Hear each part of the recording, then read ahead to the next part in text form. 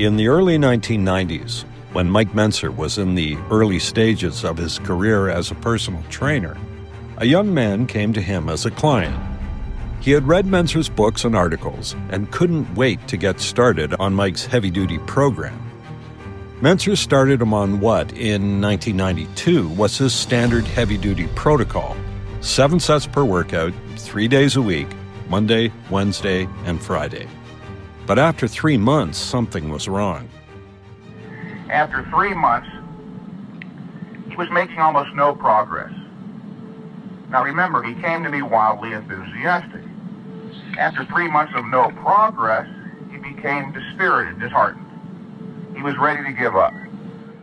At that point in his career, Mentzer had only been training clients for a short time. He was puzzled, but not defeated. He decided the solution wasn't in guessing, it was in thinking. Now, 2 years ago, I hadn't been training people all that long myself, so this was kind of a new experience. I was a little bit confused, too. I gave it some thought one day and sat him down and I said, now look, let's not regard this thing merely as a physical adventure, but an intellectual one as well. Let's go to the theory that you and I both recognize as the one and only possible valid theory of productive bodybuilding exercise, the theory of high-intensity training. Let's go to the first principle, the principle of intensity. The first step, Mentzer insisted, was to analyze whether the man was truly training hard enough, whether he was actually reaching muscular failure. This young man and I both recognized and agreed that he was not faking the intensity. He was carrying each set to failure.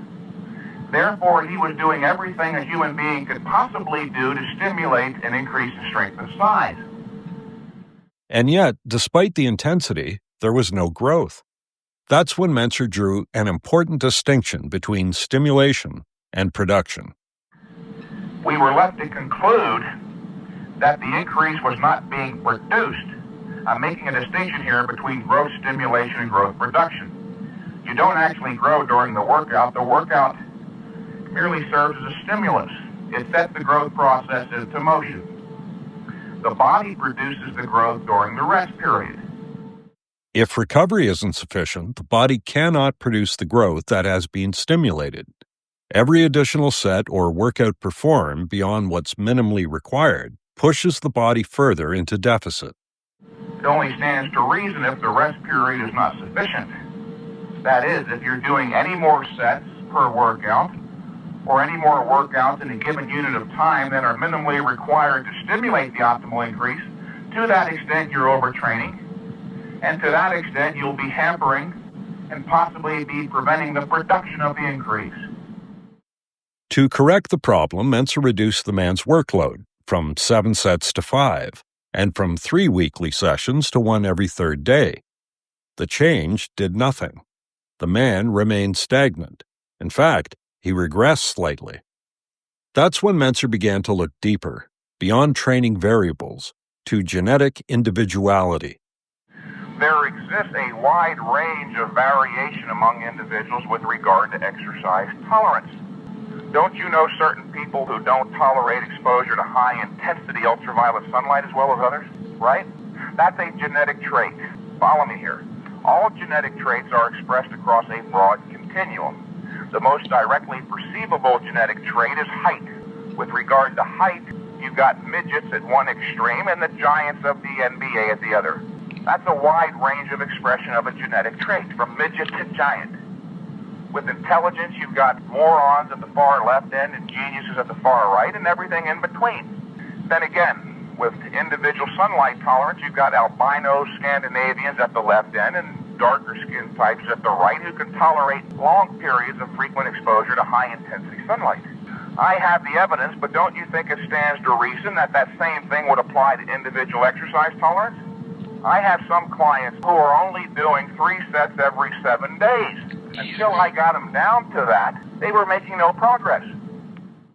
For Mentzer, this was the missing piece: individual recovery ability. Just as some people burn in the sun after a few minutes, while others can stay out for hours, some trainees can tolerate frequent high-intensity workouts, and some cannot. So, to further remedy the situation, I cut his workouts back even further in terms of volume, from 5 sets to only 3, and the frequency from every third day to every fifth day, and guess what happened? He started making progress. The 3-set workout. The program that finally worked was breathtakingly simple.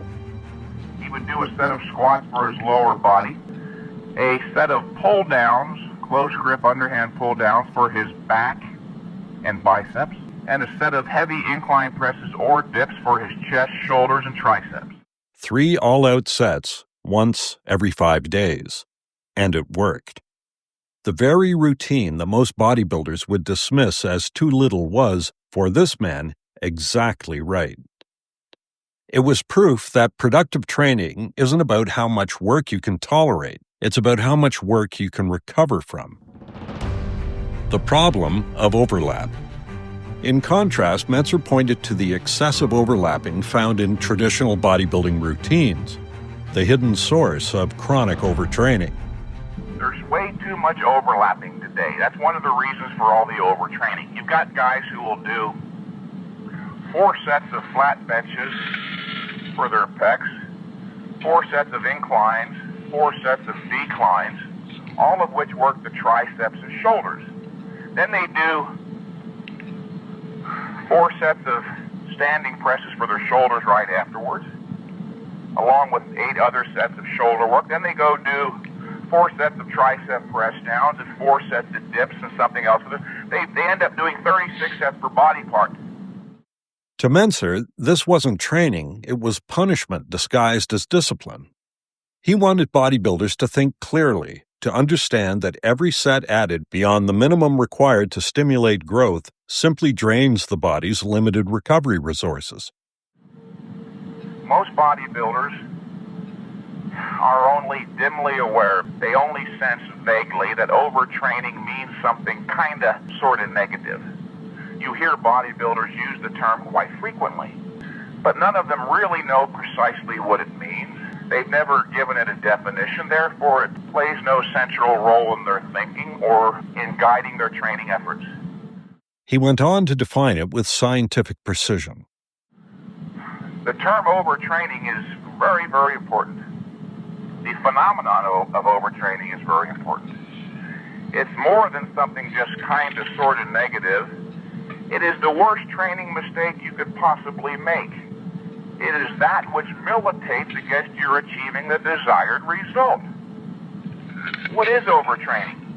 It means performing any more exercise than is required, even 1 set more than is required, to stimulate an optimal increase in strength or size. Even 1 set more than is required is overtraining. That single definition captures the essence of Mentzer's philosophy. The body can only adapt to so much stress. Once the threshold of stimulation is reached, more effort ceases to help. It harms. That was the one bit of crucial knowledge that Arthur Jones was missing 20 years ago. Again, he suggested everybody train the full body 12 to 15 sets 3 days a week, which again, compared to everything else, that certainly did seem brief and infrequent. But there does exist this wide range of variations, this broad continuum of expression of that genetic trait, individual exercise tolerance. What Jones had missed, and what Mentzer's experience forced him to confront, was that the principles of intensity, brevity, and infrequency were general. That is, they hold universal applicability. But the application of those principles was very much individual-specific. The laws of exercise, that muscles grow only when the training stimulus is intense enough, brief enough, and infrequent enough, apply to everyone. But the application of those laws must be tailored to the individual's unique recovery capacity. The weaker the recovery ability, the more sparingly the stimulus must be applied. For Mentzer, this realization transformed heavy duty from a simple training system into a complete scientific framework, one that accounted for both universal principles and personal differences. Mentzer often compared his approach to a scientific experiment. In a laboratory, precision isn't optional, it's everything.